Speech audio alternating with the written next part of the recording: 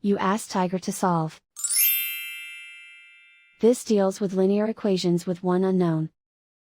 The final result is y equals 5. Let's solve it step by step.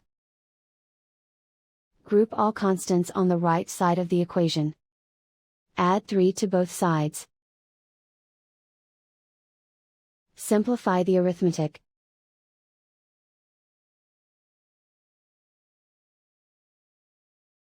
Isolate the y. Divide both sides by 2. Simplify the fraction.